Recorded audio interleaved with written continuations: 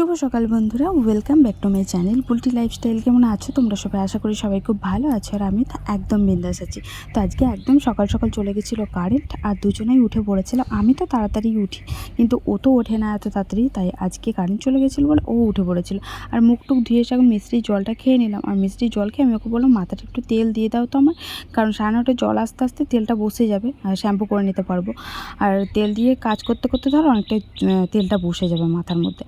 আর অনেক কাজও ছিল আজকে, আর কালকে কাচাকুচি করবো ভেবেছিলাম, কারণ কালকে বৃহস্পতিবার ছিল। কিন্তু তারপর ভাবলাম যে থাক, একদিনে অত ধকল নেব না, কালকে এমনিতেই অনেক ধকল হয়ে যায়, অনেক কাজ বাজ থাকে। তোর বৃহস্পতিবারে এমনিতেই ছুটির দিনে তো আমার ওদিকে ছুটি হয়, কিন্তু এইদিকে তার ছুটি হয় না, আরও যেন কাজ বেড়ে যায়। ঘর দুয়ার সাফাই করা অনেক কাজ থাকে, তাই এগুলো সব কিছু আজকে কেচে নেবো। আর নোংরা কিন্তু খুব একটা হয়নি, জামা কাপড়গুলোই যা নোংরা হয়, বিছানার চাদর খুব একটা নোংরা হয় না। আর বালিশের ওয়ারগুলো কী বলতো, ঘামের বিচ্ছিরি স্মেল বেরোচ্ছিলো, তার জন্য আর কি একটুখানি ভিজিয়ে সার্ফ দিয়ে ধুয়ে দিলাম, স্মেলটা কেটে যাবে। কারণ এই কদিন আগেই তো কাচাকুচি করলাম, আর গ্রীষ্মকালে এরকম কাচাকুচি করতে হয়। একটা জিনিস তোমরা নোটিস করেছো, সেটা হচ্ছে আমি কাচাকুচি মানে মাখাতে মাখাতে কান্না করছিলাম। তো আজকে প্রচণ্ড খারাপ একটা অভিজ্ঞতা গেল আমার সাথে। প্রত্যেক দিনই যায় তার জন্য না, কিন্তু তাও আমি দেখেও না দেখার ভান করে থাকি, শুনেও না শোনার ভান করে থাকি।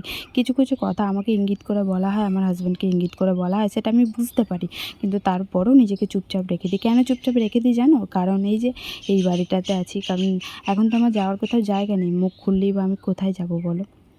যদি জানতাম যে আমার যাওয়ার জায়গা আছে, তাহলে আমি মুখ খুলে দু কথা বলতে পারতাম। কিন্তু এই যে মানুষ হচ্ছে স্বার্থতে চলে, আর আমার স্বার্থ এখন এটাই, কারণ আমি এখানে আছি। আমি তার জোর দেখিয়ে কিছু বলতে পারবো না, হয়তো জোর দেখিয়ে কিছু বললেই বলবে যে বেরিয়ে যায় আমাদের বাড়ি থেকে, তাই না বলো? তাই আমি কিছুই বলতে পারি না, মানুষের কথা শুনেও না শোনার ভান করে থাকি। কারণ দিন তো সবারই আসে বলো, আর ভগবান যদি সেই দিনটা দেয়, হয়তো সেই দিন আমি শোনাবো কি না জানি না, তবে ওদেরকে বুঝিয়ে দেবো আমার কাজকর্মতে, আমার ইঙ্গিত দিয়ে আমি ওদেরকে বুঝিয়ে দেবো। কারণ কথা তো শোনাতে পারি না, নিজের লোক বলে কথা। আর সত্যি করে জানো তো, পরলোক বললে তাও সহ্য হয়, কিন্তু যখন কথাগুলো নিজের লোকের কাছ থেকে শুনি না, তখন খুব কষ্ট লাগে। তখন মনে হয় যে মানে কেন কেন এরকম হচ্ছে আমার সাথে, কেন করছে মানুষ এরকম? কারণ আমি কি সত্যি আমি কি খুব খারাপ কাজ করে ফেলেছি বলো ভালোবেসে বিয়ে করে? কারণ ওকে বিয়ে করার প্রথম থেকেই আমার এই অবস্থা, জানো, প্রথম থেকেই। না আমি শ্বশুরবাড়িতে ঠাঁই পেলাম, না আমি মায়ের বাড়িতে ঠাঁই পেলাম। তো মানুষের সাথে তাও অ্যাডজাস্ট করে আছি, এতদিন ছিলাম, কিন্তু আর যেন হচ্ছে না, যেন তো আর আমি নিতে পারছি না। আমার খুব কষ্ট হচ্ছে, এক একটা কথা শুনলে না প্রচণ্ড কষ্ট হচ্ছে। তাতে আবার ধরো এখন ওর কাজ নেই, আরও তো কথা শুনতে হচ্ছে, কিন্তু তারপরও আমরা সমস্ত কাজবাজ করি বাড়িতে, যাতে আমাদেরকে কথাটা কম শুনতে হয়। কিন্তু তাও মানুষ তো বুঝবে না, মানুষ তো কথা শোনাবেই। যাদের অভ্যাসটা কোথায় যাবে বলো?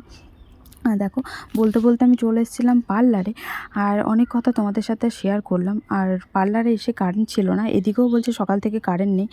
আর কি আর করব বসে থেকে। আর ওদের আজকে ক্লাস ছিল, ব্রাইডাল ক্লাস, তাই অনেক স্টুডেন্ট এসেছিলো, কিন্তু গরমের জন্য ওরাও বেশিক্ষণ থাকতে পারেনি, সব বাড়ি চলে গেল। আর আমরা এখন পার্লার বন্ধ করে দিয়ে চলে যাব বাড়ি, আমার বর নিতে আসবে, যার জন্য ওয়েট করছিলাম। আর আমি ওয়েট করছি দেখে সম্পাদিও বললো একটুখানি দাঁড়াই, তাহলে তোমার বর আসুক, তারপর না হয় চলে যাব সবাই একসাথে। তো চলো বাড়ি গিয়ে দেখা করছি। গুড ইভিনিং বন্ধুরা। তো বাড়ি এসে তোমাদের সাথে দেখা করতে পারিনি, খুব আপসেট হয়ে গেছিলাম, বিশ্বাস করো। বাড়ি এসে প্রচণ্ড পরিমাণে ঝামেলা লেগে গেছিলো। ঝামেলাটা আমাদের সাথে লাগেনি, আমার মামাদের সাথে লেগেছিলো। ওই রিজন হচ্ছে একটাই, আমি বলির পাঁঠা বলে না, সেরকম হয়ে গেছি। যেদিকেই আসছে ওই শাঁখের করাতের মতন, যেদিকেই আসছে আমাকেই কাটছে, এ হচ্ছে ব্যাপার। কোনো একটা কথা নিয়ে হয়তো সবার সাথে ঝগড়া হতে হতে সেই আমাকে টানছে। তো এই জিনিসগুলো সত্যি আর নিতে পারছি না। আমি এক সময় মনে হয় যে সব কিছু ছেড়ে ছুড়ে দিয়ে চলে যাব, তারপর আবার ভাবি যে কোথায় যাব, যাওয়ার জায়গাও তো নেই যে যাব। আর দেখো, বলতে বলতে আমার বর চলে এসেছিলো নিতে, আর এখন আমি চলে যাবো ওর সাথে কাটোয়া। একটু খেপিমার কাছে যাব, মনটা একটুখানি শান্তি করতে। কারণ যখন আমার মন খুবই খারাপ থাকে না, একটু মন্দিরে গিয়ে বসলে আমার মন ভালো হয়ে যায়। আর আজকে অমাবস্যা ছিল, রাতে লেগেছিল, সন্ধ্যাবেলাতে লেগেছিল। আর চলে এসেছিলাম এদিকে খেপিমার কাছে, এখানে ধূপ মোমবাতি জ্বালার পর ভেতরে চলে গেছিলাম, পুজো দেখছিলাম, মন্ত্রগুলো শুনছিলাম, কানটাকে শুদ্ধ করছিলাম, মনটাকে শুদ্ধ করছিলাম। কী আর করবো বলো? এছাড়া আমার আর কোনো তো উপায়ও নেই। কারণ এখন আমি সব কিছু ভগবান আল্লাহ যাই বলো না কেন, আমি ওনার হাতে ছেড়ে দিয়েছি। কারণ সবটাই উনি দেখছেন, উনি বুঝতে পারছেন আমার মনের কি কষ্ট না কষ্ট। আর বিচার একদিন ঠিক উনি করবেনই, আমি এটাই বলি।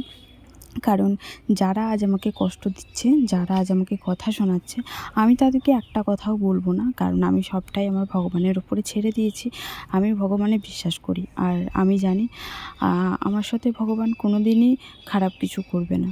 আর মানুষ যারা আজ আমাকে কথা শোনাচ্ছে, একটা সময় আসবে হয়তো তারাই আমাকে ভালোবাসবে, বলবে, আর তারাই হয়তো আমার জন্যে কষ্ট পাবে যখন আমি থাকবো না এই বাড়িতে। যখন আমি চলে যাব তখন হয়তো তারাই বলবে যে না, ও ছিল, খুব ভালো ছিল, এরকম একটা ব্যাপার। কারণ মানুষ থাকতে তো কদর দিতে শেখে না। আর আমি সবাইকে একটা কথাই বলবো যে বিয়ের পর যেন তোমরা কেউ মায়ের বাড়িতে থেকো না। কারণ শ্বশুরবাড়িতে যদি জায়গাও না থাকে না, নিজের পুঁজি যাই, শেষ পুঁজিটুকু দিয়েও পাশে একটা ঘর করে থেকো, অল্প একটু জায়গা কিনে, বা শ্বশুরের ভিটেতেই ঘরও যদি না পাও না আমার মতন, তাহলে শ্বশুরের ভিটেতেই একটু জায়গা নিয়ে এক কোঠরি হলেও ঘর করে আলাদা করে থেকো, তাতে অনেক শান্তি পাবে। বিশ্বাস করো, কেউ ঘর জামাই থেকো না। ঘর জামাই থাকাতে কোনো সুখ নেই, কোনো সুখ নেই। উপরন্তু তোমাকে কথা শুনতে হবে, তোমার গলা থেকে ভাত পর্যন্ত নামবে না, এরকমও দিন আসবে। মানে এরকমও দিন যায় আমাদের সাথে প্রত্যেক দিনই এরকমই যায়। আর মায়ের কাছে, মায়ের চরণে হাত দিয়ে প্রণাম করলাম। আরতি টারতি সব হয়ে গেছে, এখন বেরিয়ে যাব বাড়ির দিকে। আর আমি প্রচণ্ড আজকে কান্না করেছি, প্রচণ্ড কান্না করেছি, মানে বলে বোঝাতে পারবো না তোমাদেরকে। হয়তো ক্যামেরার সামনে সব কিছু দেখানো হয় না, সব কিছু তুলে ধরা হয় না। তোমাদের কাছে আমার একটাই রিকোয়েস্ট, একটাই অনুরোধ, তো তোমাদের কাছে হাত জোর করে আমি অনুরোধ করছি, একটু সাপোর্ট করো আমাকে, একটু ভালোবাসা দিও। আর এই চ্যানেলটার দৌলতে হয়তো আমি কিছু করব, হয়তো আমি এই আশা নিয়ে আমি চ্যানেলটা খুলেছি। তোমাদের কাছে এটুকুই চাওয়া পাওয়া আমার, একটু সাপোর্ট করো, ভালোবাসা দিও। আর দেখো, আমি বাড়ি চলে এসেছিলাম, আর বাড়ি এসে চেঞ্জ ফেঞ্জ করবো, মুখটা ধোবো, পুরো সিঁদুরে ভর্তি হয়ে গেছে, টিকা টিকা লাগালাম। আর চ্যানেলটা সাবস্ক্রাইব করে দিও প্লিজ, জোড়হাত করে বলছি তোমাদের কাছে, চ্যানেলটা প্লিজ সাবস্ক্রাইব করে দিও, কারণ তোমাদের সাপোর্ট ছাড়া এগোনো অসম্ভব আমার পক্ষে। বাড়ি এসে আর কিছু খাইনি জানো, বাড়ি এসে মন মেজাজ ভালো লাগছিল না। আজকে সকালেও কিছু খাইনি, দেখতেই পেলে বাড়ির, কারণ ওকে পরোটা আনতে বলেছিলাম। কী হয়েছে জানো, সকালবেলাতে ভাত ছিল, ভিজে ভাত, দিয়ে মা বললো যে ভিজে ভাত মা আর বাবা খাবে, আর আমাদের জন্য চিন্তা করলো না যে আমরা কি খাবো।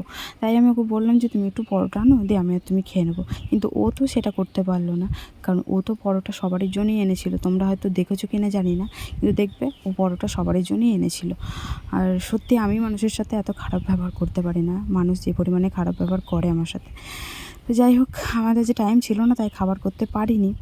আজকের মতন ভিডিওটা তাহলে এখানেই এন্ড করছি। Tata, bye bye, good night, ভালো থেকো।